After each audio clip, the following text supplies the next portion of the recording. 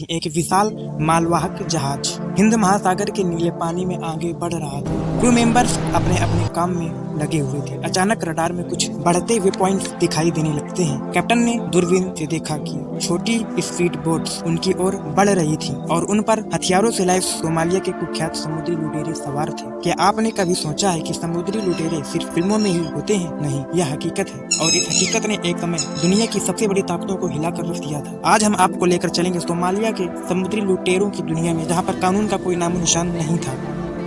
सन 1991 Somalia की सरकार गिर चुकी थी। गृहयुद्ध अपने चरम पर था। चारों ओर लाशें बिछी थी, इमारतें ध्वस्त हो चुकी थी और लोग भूख से मर रहे थे। इस देश की नौसेना भी खत्म हो चुकी थी और इसका फायदा देसी कंपनियां उठाने लगती हैं। जापान, चीन, यूरोप और अमेरिका की कंपनियों ने सोमालिया के समुद्र में अवैध रूप से मछलियां पकड़नी शुरू कर दिया। इतना ही नहीं, कई देशों ने यहाँ रासायनिक कचरा और अपशिष्ट फेंकना भी शुरू कर दिया, जिससे मछलियां मरने लगी और सोमालिया के गरीब मछुआरों के पास कुछ नहीं बचा और वे बेरोजगार हो गए। वे देखते रहे कि कैसे विदेशी उनके समुद्र को बर्बाद करने में तुले हुए हैं। जब ये विदेशी जहाजों के खिलाफ कंप्लेन करते हैं तो फॉरेन के द्वारा उल्टा ही इन पर गोलियां चला दी जाती हैं और कोई कुछ नहीं कर सका। और फिर कुछ मछुआरों ने फैसला किया, अब और नहीं, हम अपनी सुरक्षा के लिए हथियार उठाएंगे और अपने समुद्र की रक्षा करेंगे। शुरुआत में इन्होंने सिर्फ विदेशी मछली पकड़ने वाले जहाजों को रोका और उनसे अपना हक लिया। जल्दी ही इन्हें समझ आ गया कि यह एक बहुत बड़ा धंधा बन सकता है और ऐसे ही शुरुआत हुई हमारे देश में।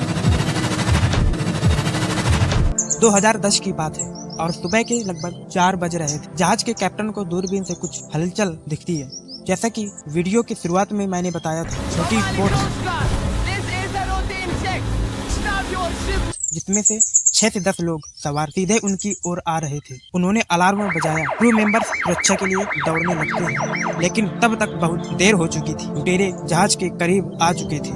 सोमालिया के समुद्री लुटेरे कोई आम अपराधी तो थे नहीं, वे संगठित गैंग की तरह काम करते थे। उनके पास AK-47, रॉकेट लॉन्चर और मशीन गन जैसी खतरनाक बंदूकें थी। छोटी लेकिन स्पीड बोट जो 50 से 80 किलोमीटर पर घंटा की स्पीड से दौड़ सकती थी। उनके पास गुप्तचरों का नेटवर्क था जो उन्हें जहाजों के बारे में इंफॉर्मेशन देता था और मध्यस्थ जो बंधकों के बदले फिरौती की रकम तय करते थे। दोस्तों, उनके द्वारा हमला करने का तरीका बड़ा ही फिल्मी था। सबसे पहले वे उन जहाजों को टारगेट करते थे जो कमजोर होते थे, यानी जिनके पास सिक्योरिटी बिल्कुल कम होती थी या फिर नहीं होती थी। वे अपनी स्पीड बोट से जहाज के पास आते थे और रस्सी में लगे कांटे फेंक कर फंसा लेते थे और फिर रस्सी की मदद से चढ़ जाते थे और क्रू टीम को हथियारों के दम पर बंदी बना लेते थे और इसके बाद जहाज के मालिक से करोड़ों डॉलर की फिरौती मांगी जाती थी। कई बार लुटेरे 6 से 12 महीनों तक बंधकों को कैद में रखते थे जब तक कि उन्हें फिरौती की रकम नहीं मिल जाती। इनके द्वारा मांगा गया फिरौती का पैसा अक्सर लंदन और दुबई के बैंक के जरिए होकर आता है और इसे स्पेशल डिलीवरी पैकेज की तरह जहाज के डेक पर पैराशूट की मदद से लैंड किया जाता है। इन पैसों के मिलने के बाद आमतौर पर जहाज और क्रू मेंबर्स को छोड़ दिया जाता है और फिरौती की रकम आपस में बांट ली जाती है इन पायरेट्स के द्वारा।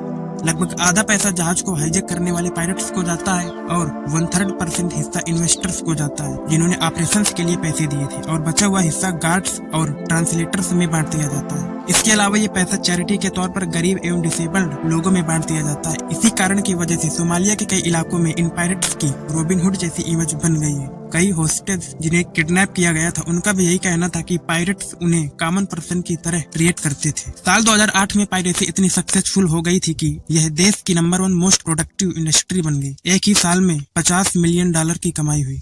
BBC के एक रिपोर्ट के अनुसार 2005 से 2012 के बीच में सोमाली पायरेट ने जहाजों को हाईजैक करके फिरौती के जरिए 39 मिलियन से लेकर 413 मिलियन तक की कमाई करी। 2011 में सोमाली पायरेट्स की समस्या अपनी चरम सीमा पर थी। इसके द्वारा अनुमान लगाया जाता है कि ग्लोबल इकोनॉमी को $7 अरब का नुकसान हुआ। कुछ बड़े फेमस हाईजैक्स हैं, जैसे कि नवंबर 2008 Saudi super tanker serious star का हाईजैक, जिसमें $3 मिलियन फिरौती देनी पड़ी थी इन्हें छोड़ने के लिए। A $3 million ransom to release the vessel and its crew. मार्च 2013 का एक है जहां पर ग्रीक टैंकर साइरनी को हाईजैक किया गया और 10 महीने बाद $9.5 मिलियन की फिरौती मिलने के बाद ही इसे छोड़ा गया। ये ऐसा नहीं है कि नकली पैसे दिए गए थे, असलियत में इतनी ही बड़ी अमाउंट दिया गया था हाईजैक होस्टेज को छुड़ाने के लिए।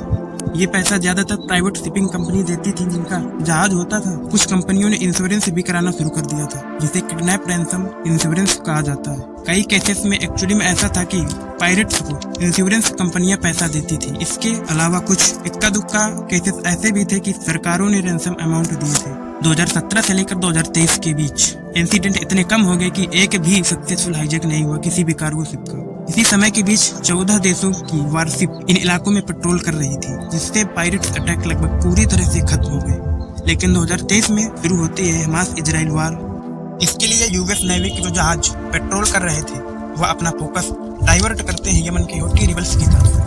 सोमालिया के पायरेट्स को एक बार फिर से यहाँ पर मौका मिल जाता है और 14 दिसंबर 2023 को इतने सालों बाद जाकर एक कार्गो वेसल यमन जोन फिर से हाईजैक कर लिया जाता है। मार्च 2024 में एक हाईजैकिंग के होस्टेस को रेस्क्यू किया जाता है इंडियन नेवी के द्वारा। 40 घंटे चले एक ऑपरेशन के बाद 35 पायरेट्स सरेंडर करते हैं और 13 मार्च 2024 को एक बांग्लादेशी जहाज फिर से हाईजैक कर लिया जाता है, जिसे 1 महीने के बाद $5 मिलियन की रकम पर ही छोड़ा जाता है। ऐसी ही एक सिमिलर कहानी देखने को मिल रही है नाइजीरिया के देश में, जहां गल्फ ऑफ गिनी पायरेट्स का एक नया हॉटस्पॉट बन गया है। यहाँ पर नाइजीरियन पायरेट्स ऑयल टैंकर्स को लूटते हैं। नाइजीरिया के नाइजर डेल्टा को ऑयल रिवर्स कहा जाता है क्योंकि यहाँ से बहुत ऑयल प्रोड्यूस होता है।